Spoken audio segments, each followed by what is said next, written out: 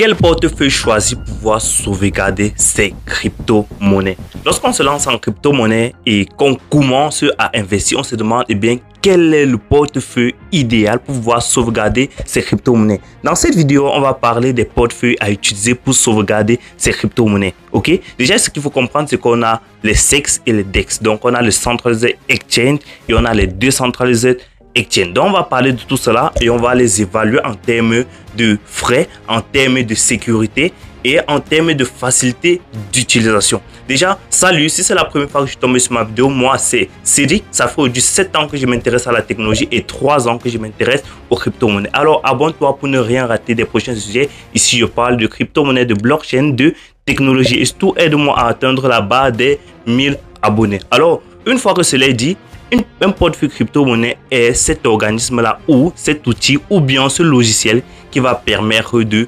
sauvegarder des crypto-monnaies. Et bien, dans cette catégorie, dans les catégories de portefeuille, on a deux grands types. Ok, on a les SEX et les DEX. Quand on parle de SEX, Centralized Exchange ou bien Exchange centralisé, ça fait référence à la banque dans les crypto-monnaies.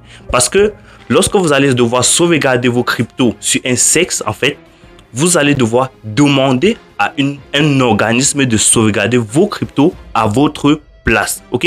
Maintenant, lorsqu'on parle de décentralisé exchange ou bien exchange décentralisé, c'est ce type de portefeuille qui va permettre réellement de posséder réellement ces crypto-monnaies. Donc, déjà, si vous voulez effectuer une transaction sur un centralisé exchange, vous allez devoir soumettre la demande à la plateforme.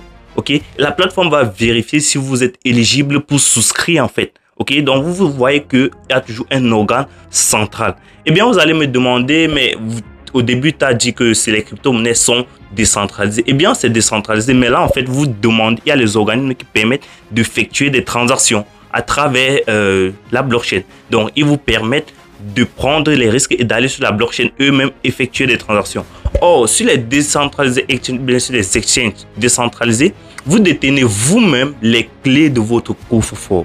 Ok, les clés de votre portefeuille et les clés de votre adresse privée. Ok, parce que déjà il y a deux types de clés. Ok, il y a les clés privées. Dans un portefeuille, il y a les clés privées et les clés publiques. Donc, lorsque vous avez des mots de passe, lorsque vous allez créer un portefeuille, ça va vous générer une clé privée et une clé publique et c'est la clé privée qui va être sauvegardée. Donc, vous comprenez en fait que durant ces deux portefeuilles-là, en fait, on a le SEX d'un côté et on a les DEX d'un côté. Maintenant, on va essayer de les comparer. Déjà, en termes de SEX, les plus grands sont Coinbase, Binance, Bitget. Pour citer quelques grands, on a CoinGecko, on a Get.io, autant pour moi, on a Mestcoin. Maintenant, concernant les DEX, on a les DEX, on a Trust Wallet, on a MetaMask, on a Phantom, on a Exodus. Ok, maintenant on va essayer de les comparer en termes de frais. En termes de frais, déjà, on va prendre un exemple très simple. Lorsque vous voulez donner, je prends un simple exemple, vous voulez donner de l'argent à une personne, en fait, si vous donnez à la personne en direct, en fait, vous n'allez pas avoir des frais là-dessus. Mais si vous demandez à un ami d'aller lui donner, là, en fait, vous allez devoir payer une commission à votre ami. Eh bien, c'est la même chose avec les crypto-monnaies. Lorsque vous voulez effectuer une transaction, vous voulez envoyer de l'argent d'une personne A vers une personne B en utilisant un SEX, en fait, vous allez demander à la plateforme d'effectuer la transaction. Et dehors des frais de transaction qui sont réellement applicables à la blockchain, vous allez devoir payer l'organisme pour pouvoir effectuer la transaction. Or, avec les DEX, vous allez vous connecter à ce qu'on appelle les DApps, les Decentralized Applications. Ce sont ces applications qui sont basées sur la blockchain. Ils vont nous permettre d'effectuer plusieurs tâches. Ok, maintenant, vous allez devoir utiliser ça pour effectuer les transactions. Et pour cela, vous allez juste avoir les frais appliqués à la blockchain, les frais vraiment prioritaires qui vont être appliqués à la blockchain pour pouvoir effectuer la transaction. Donc, en termes de frais, les SEX, en fait, je vais mettre 3 étoiles parce qu'ils demandent énormément de frais. Alors que sur les DEX, on a 5 étoiles. Clairement, là, on n'a pas beaucoup de frais. Ok.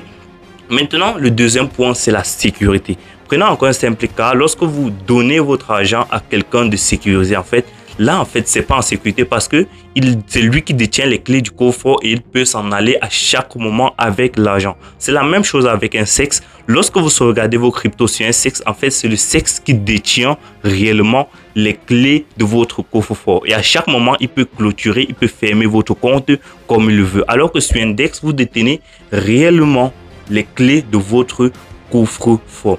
Donc, en termes de sécurité, une fois de plus, les sexes devaient mettre 3 étoiles et sur les DEX, en fait, sur les DEX tels que Trust Wallet, MetaMask devaient mettre 4 étoiles. Et vous allez comprendre cela, pourquoi je ne mets pas 5 étoiles dans une prochaine vidéo.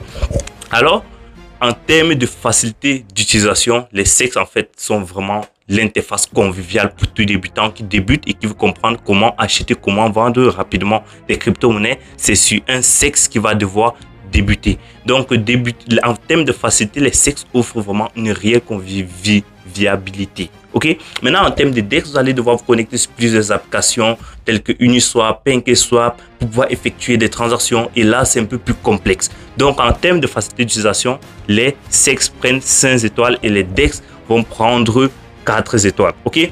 Donc, une fois qu'on comprend tout cela, c'est bien beau de comprendre la différence entre les deux et lequel choisir. Donc, si vous êtes débutant, je vais une fois répondre à la question très clairement. Si vous êtes débutant, il faut commencer par les sexes parce que là, ça va vous faire comprendre les notions de base des crypto-monnaies. Acheter, vendre, la fluctuation des prix.